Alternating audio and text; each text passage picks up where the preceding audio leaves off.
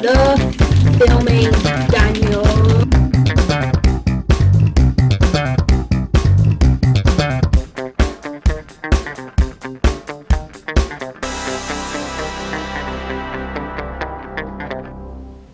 Hey guys, it's Daniel here, and yes, back to back, I'm here with another Dexter review. I know I've already just done a Dexter review, and I get the feeling that maybe that might be a little repetitive, but I thought that just to get those reviews out the way, I would try to sit here and do a review of Dexter Original Sin and Dexter Resurrection back to back, but not in the same video, just two separate videos, because I got a little surprise in the Dexter Resurrection review, which will be coming out soon, wink wink.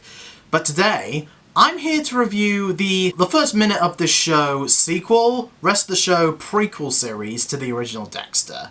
That is Dexter Original Sin.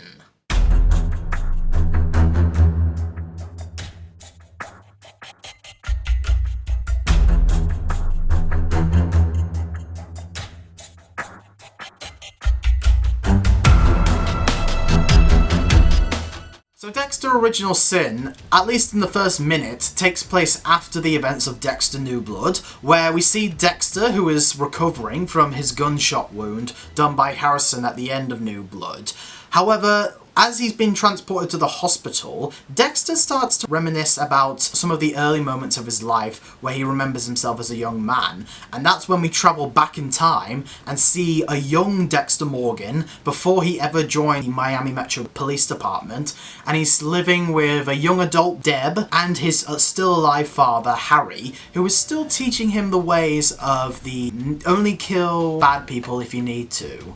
And we see Dexter as he is kind of transitioning into the life that we saw him lead in the original, with him joining Miami Metro for the first time, seeing his first kills, like major kills for the first time, as well as trying to discover the mystery behind disappearing people and a mysterious killer wandering Miami. And that's basically the plot of Dexter Original Sin. So honestly, when I was binge watching Dexter, I was like, yeah, I think it's probably best to watch Dexter Original Sin after New Blood, because not only does it have moments that are taking place after New Blood before we go back in time, but I also hear that future Dexter shows, mainly Resurrection, is supposed to make references to Dexter Original Sin. So I thought, okay, you know what, Mum, let's watch Dexter Original Sin before Resurrection. So, we watched Dexter Original Sin. Again, like New Blood, I'm reviewing my first experience watching this show, which was months ago. And as a whole, honestly, I don't find Dexter Original Sin to be as captivating as some of the other major seasons of Dexter, but I think it's because this is a show that's not in, like, the main timeline Dexter at the moment. This is a prequel. But, for the most part, I did kind of enjoy it. Nothing special, but I enjoyed it. Hands down, the best thing about this show were the performances, because every actor captures a younger version of these iconic characters so superbly that if you were to tell me that when back in the day that these characters would look like how they do in Original Sin, but you lied to me about it, I probably would have fell for it, because like these new actors playing these younger versions of these characters fit so well. The winning medal for the best one out of all of them goes to actor Patrick Gibson. I do believe that's how you pronounce his name. If not, I apologise. As a young Dexter Morgan. My lord, man. Patrick fully made me not think that that was just another actor trying to do a young Dexter Morgan impersonation. No. Patrick truly made me believe that he was a young Michael C. Hall. I honestly, again, like, if you were to tell me that back in the day, Michael C. Hall would look and talk like this guy, but you were lying to me about it because I absolutely had no idea of anything about acting, I honestly would have fallen for your lie, because he made me believe, again, that he was a young Michael C. Hall. He captured young Dexter's facial expressions, they captured young Dexter's, like, act socially awkward, but suspiciously nice, and his iconic, stern, aggressive facial expressions and performance monologues for whenever he has to do his iconic kills. I mean, honestly, he was the standout, and I was fully believe that he would capture the young Dexter Morgan very well to give us more like insight and more detailed into like the past flashbacks that we saw in the original Dexter. Because then this version of Dexter gives those flashbacks more meaning. They evolve his younger version very well. I like seeing him interacting with some of these characters for the very first time. I mean, just seeing Dexter walking into Miami Metro for the first time, and his first ever encounters with some of these characters, like young Batista, young Masuka, which, gotta say, the actor for Masuka also did an amazing job capturing Masuka's character, and again making me believe that was a young Masuka.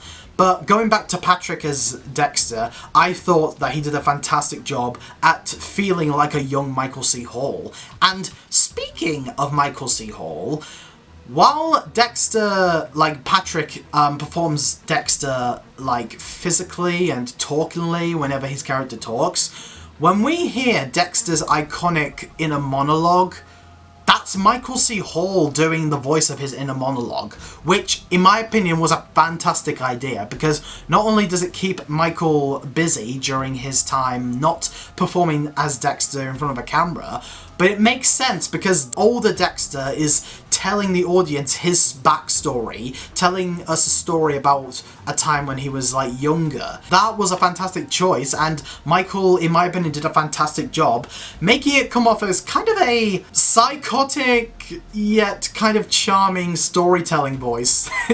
I don't know, it's a pretty nice narration for this story. Molly Brown, I think is her name, as a younger Deborah. Again, she captured, like, the cockiness of her character, her vulgarity of her character, her cursing, and, like, quippy banter now and again, capturing the same kind of witty banter that Jennifer Carpenter performed in the original Dexter. I also really like the new actor for Harry. I thought he did a fantastic job, making him come off as a very interesting interpretation of James Remar, who performed as the older Harry. And I really like what they did with Harry's character, because there were many moments in the original series where we wondered if this character had any, like, backstory or connections to some of the threats that Dexter faced in the original series. This show does a fantastic job giving us more insights to Harry as a character, especially when it comes to a major plotline that was in season 1 of the original Dexter, which I won't spoil what it is, but it made him come across as, like, he's, like, trying to, like, teach Dexter the greater good because he couldn't succeed with this other person, which again I won't say, but it made Harry a more fleshed out character, and it made us kind of feel sorry for him because he's trying to keep the whole family together while knowing about Dexter's secret and trying to do his job in Miami Metro. Many of the other actors who performed as these younger versions of characters did a fantastic job. Again, the actor for Masuka, brilliant. The actor for Batista, also fantastic. And the actress for LaGuerta. She did a fantastic job, still making her come on as the whiny woman that she always was in the original Dexter. Sorry, I just had to say it. There are also some other actors in this show that perform as characters that were only meant to exist in this show. Like, we have actor Patrick Dempsey, I believe. I've seen him in Crime and Punishment, a little film that was, like, based on the story Crime and Punishment, and he performed in that one. And I did hear him as the voice of Kenai, who took over from Joaquin Phoenix in Brother Bear 2. And I really like his character. I mean, his character, I can't really remember his name, but I honestly found his performance very charming. He did a fantastic job making us believe that he was, like, a very charismatic, charming, like, I think captain of, like, the Miami Metro Force. But at the same time, we also can see that there's something mysterious about him. I won't spoil the twist behind him, but I kind of knew about it before, but it will totally shock you, and I'm guessing anybody who watches the show, like, multiple times will go back to see some clues now and again that will help build up to the twist later on. Like I said in some of the earlier moments of this review, I for one found it very cool and kind of give me a burst of excitement whenever we see the first ever introductions and backstories of some of these characters, like seeing Dexter meet Batista for the first time, which is an iconic duo and friendship in the Miami Metro group, which further develops what kind of tension we'll be seeing them deal with in Resurrection, which that will be going on into Resurrection. But seeing the backstory right before that tension is a fantastic way of like giving us a further development into Dexter and Batista's friendship. But I also love seeing a major storyline with Harry, as he's, again, like I said earlier, trying to deal with something that would later become a threat in Dexter Season 1. Again, I won't give away what it is, but seeing this character and seeing like the scenario that this character is put in my opinion, is a great way of like giving us more insight into Harry as a character as he's trying to develop better as a father for Dexter, but trying to learn from his past, and just, you know, seeing all of these backstories, seeing these interactions for the first time was such a treat to watch. And lastly, I will say that there are some great kill scenes, some great action scenes, and many moments of intensity that were very graphic, yet very enticing to watch, especially seeing Patrick perform as a young Dexter doing these murders, which just has some of the same amount of intensity and amazement as Michael C. Hall's performances in these kill moments as well.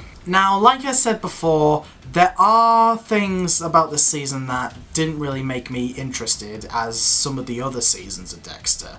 I think going back in time and seeing a prequel, just because it has the same amount of importance as like the current seasons of Dexter, it still didn't like entice me as like the main seasons of Dexter, from like seasons 1 to 8, New Blood and Resurrection, like the main timeline. This is like a season 0, and like seasons 1 to 8, New Blood and Resurrection is like seasons 1 to 10, because like coming at Dexter Resurrection is kind of like a season 10, but in terms of like the order that I watched the show in, this is like, I guess, a season 10, but I'm getting off topic here.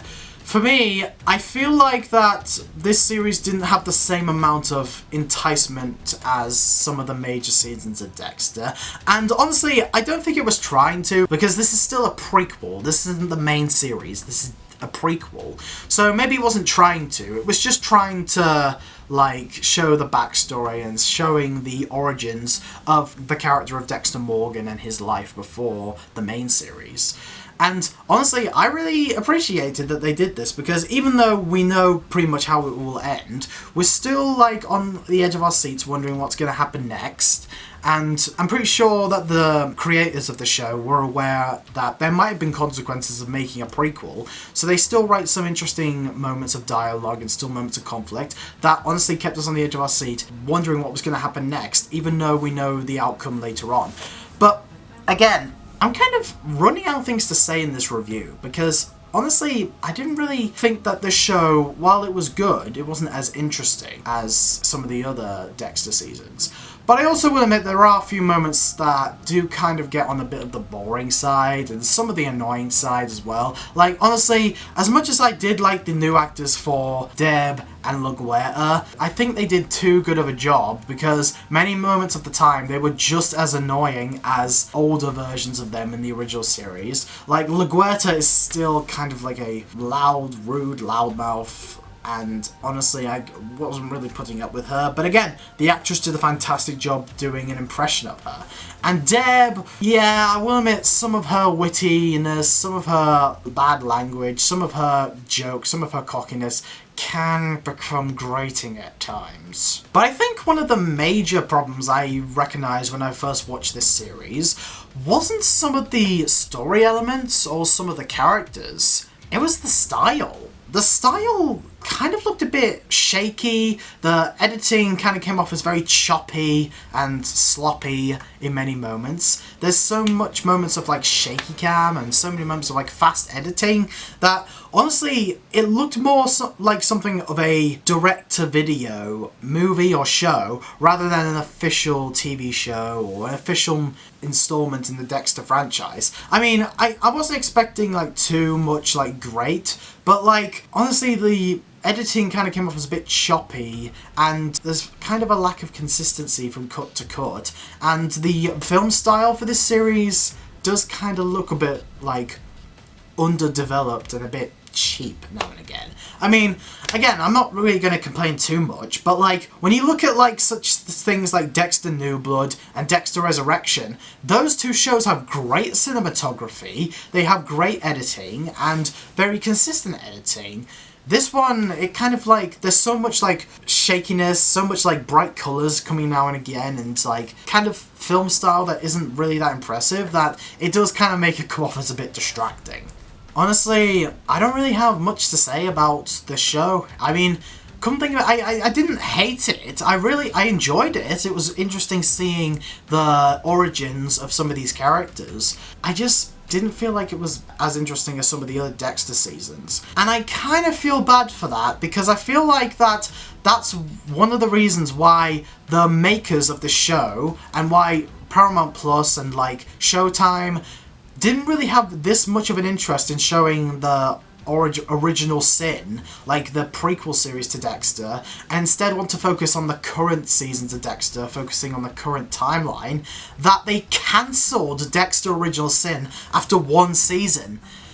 And although I personally wasn't as impressed with this season as some of the others, I feel like that this show could have had a bit more potential to go into another season, at least one more season, like Dan's review says, because the final episode cliffhangers so many moments that needed to be explored in the second season, and you're telling me that we're just not going to see that get resolved? Like, that is a bit of an L. That is a bit of an L on Showtime's department, and I think that there are many of the actors that are trying to make campaigns to get this show back on the air and to get a season 2. And in my opinion, I think there should be a season 2, because honestly, if you make a season 2, you might be better than season 1, but you needed to like fully conclude these moments that were cliffhangered at the end of season 1.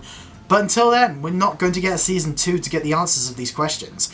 In my opinion, if they're never ever going to make an Original Sin season 2, somehow, I don't know how, but somehow a future season of Resurrection is going to have to give us answers to these questions, or it'll just leave holes in the franchise. But, you know, it was an okay show. It wasn't great, but it was still interesting. I thought Patrick was the major standout of this show, the actor for young Dexter. He did a fantastic job giving us the kind of same facial expressions and performance that Michael C. Hall gave.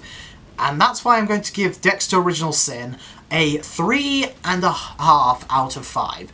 It's an enjoyable series. Not great, but good. And if you haven't seen it yet, and if you're a fan of Dexter and want to see the backstory of these characters, I would definitely recommend giving Original Sin a watch, if you want to. But also, support this show, because I'm sure that if we give enough support to the show, they'll bring it back on the air and give us another season, which is what is needed for the storylines that are left open in the end of this season. But anyway guys, what do you think of Dexter Original Sin? Do you love it? Do you hate it? And what's your favourite prequel series to an ongoing show? Let me know in the comment section below. More videos to come. I'm soon to film my Dexter Resurrection review, and I'm Daniel reviewing movies, TV shows, and doing videos. Till then, peace out, man.